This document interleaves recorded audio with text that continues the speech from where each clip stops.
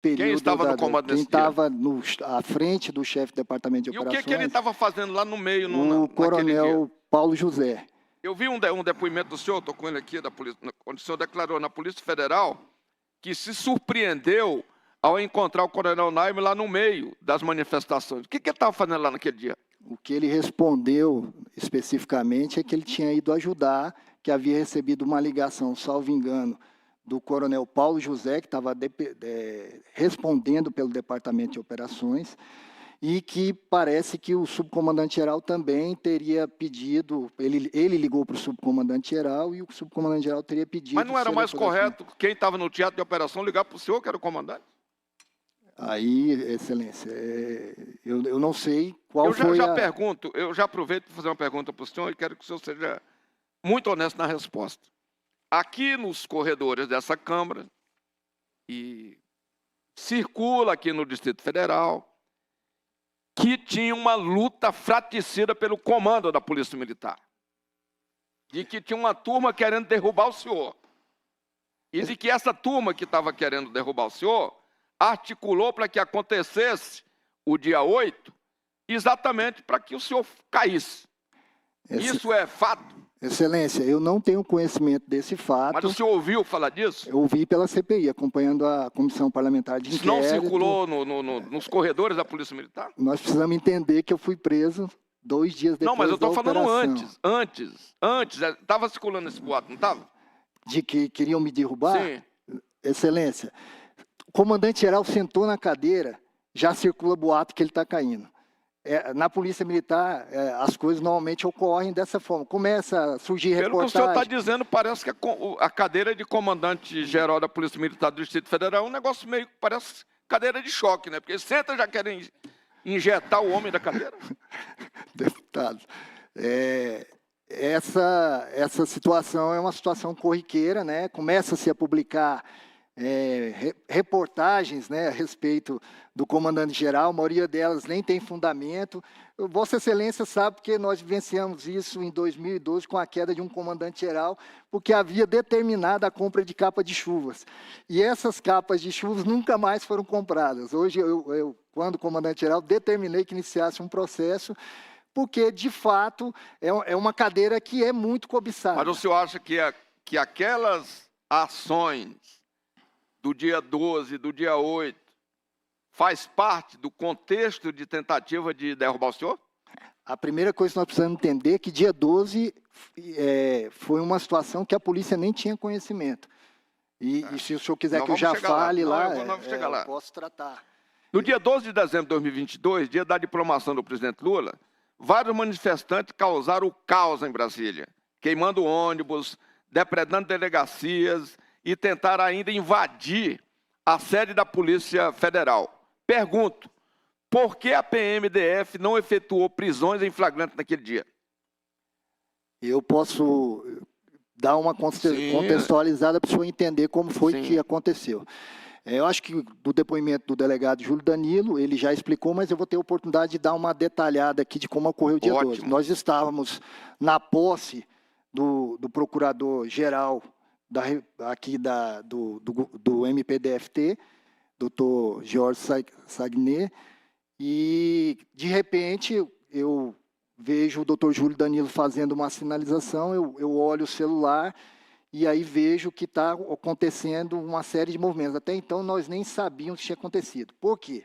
Nosso efetivo havia sido empregado em grande quantidades para assegurar a diplomação.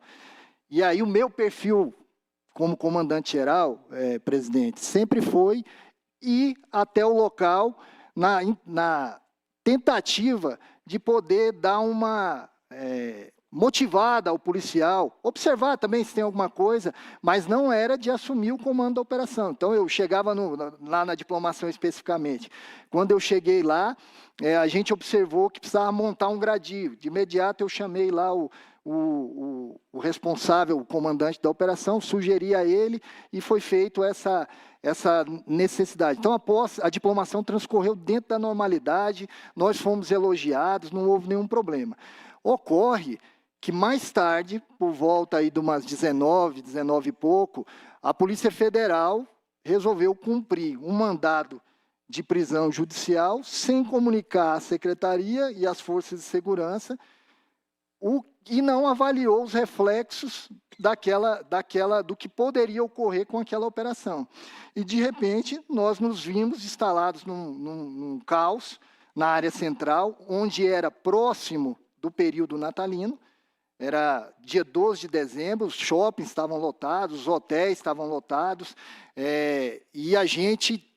Qual foi a nossa primeira? Primeiro, houve uma informação de que era na superintendência, que fica no setor policial sul. Então, de imediato, a tropa começou a ser deslocada para a superintendência. Quando o secretário executivo checou a informação de que era lá na sede da Polícia Federal, que fica em frente ao Brasília Shopping, nós começamos a concentrar toda a tropa lá. E, para o senhor entender, eu estava de túnica, troquei de roupa dentro da viatura para poder ajudar no combate. E aí, qual foi a nossa determinação? A nossa determinação foi para concentrar todas as viaturas do Distrito Federal naquela área central, no intuito de, primeiro, restabelecer a ordem, preservando vidas, porque as ruas estavam cheias, pessoas assustadas.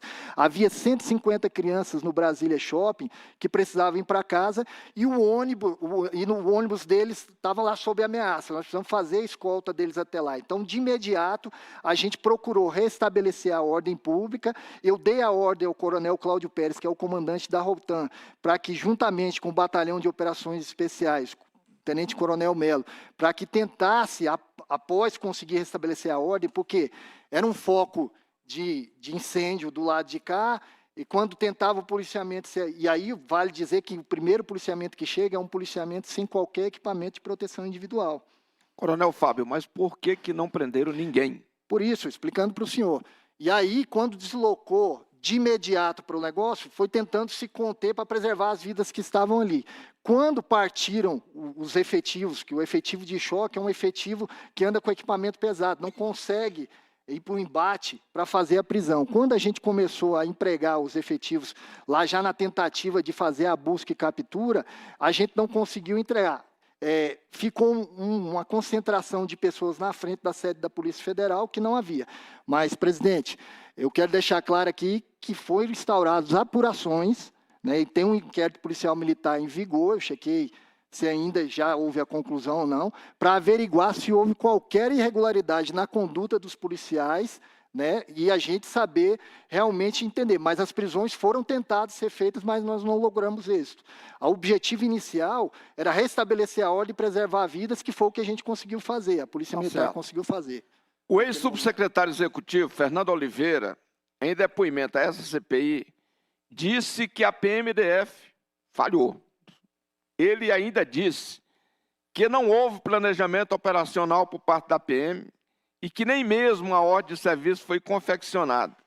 O que o senhor tem a dizer sobre isso? O planejamento operacional deveria ser feito por qual departamento? Quem era o comandante responsável pela realização do planejamento por parte da PMDF para conter as manifestações do dia 8 de janeiro de 2023? O delegado Fernando fez essa afirmação e nós temos que esclarecer o seguinte: quem é responsável na polícia pelo planejamento é o Departamento de Operações. Quem era o chefe do Departamento de Operações? O chefe era o Coronel Naime, no entanto, como ele estava afastado, o chefe em exercício era o Coronel Paulo José. De quem foi a culpa, Coronel Fábio? A culpa, eu entendo que, dentro do que eu fiquei sabendo, porque até esse momento, para o senhor entender, havia sido informado que todas as providências estavam sendo tomadas. Dia 4, dia 5, dia 6, dia 7, a informação que eu havia recebido, tanto do Coronel Paulo José, se o senhor quiser, eu posso citar eventos especificamente. Cite, por favor. No dia 4/1, foi me informado que no acampamento, né, não havia muita adesão de pessoas, no entanto, estava circulando na internet um banner digital onde se falava numa manifestação pela tomada do poder. De imediato, o DOP me informou que determinou que fossem feitas ordens de serviço para que, se surgisse algum problema, que estaria sendo monitorado também pela inteligência, e pelo comandante regional, que é o coronel, especificamente do 1º CPE, que é o coronel Casimiro. O coronel Casimiro também me confirmou a mesma situação, que estava monitorando e que estava em condições de atuar. No dia 5, a mesma coisa foi passada. O coronel Clepton, inclusive, me falou que não havia ocorrido uma mobilização de aumento do acampamento. No entanto, a gente estava monitorando e com ordem de serviço, caso houvesse alguém, e ele falava também que, pelo contrário, estava tendo uma possível desmobilização. Mas, se tivesse qualquer reflexo, retornaria de imediato para o policiamento para que pudesse fazer a proteção da área que fosse afetada, né? Porque O senhor acha que esse pessoal mentiram para o senhor, lhe traíram?